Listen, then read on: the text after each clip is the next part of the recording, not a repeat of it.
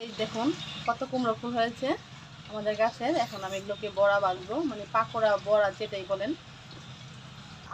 এই যে ফুলগুলো আমি বেছে বেছে এখন এই যে বেসনের ভিতরে চুবিয়ে রাখছি। আমি একটা একটা করে কড়াইতে দেবো। কালো হয়ে যাবে।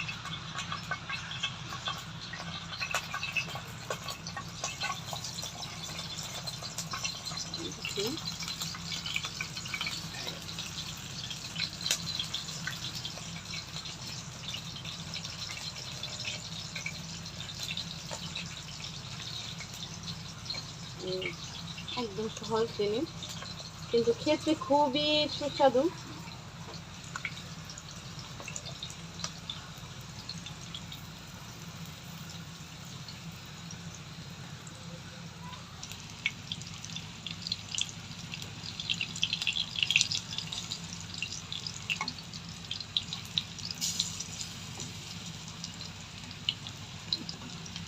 কুমড়ো ফলের বড়ার পাকোড়া যা মজা খেতে, সন্ধ্যা চার সাথেও খাওয়া যায়, ভাতের সাথেও খাওয়া যায়, এভাবে শুধু শুধু খাওয়া যায়। যেভাবে খাবেন সেভাবেই মজা।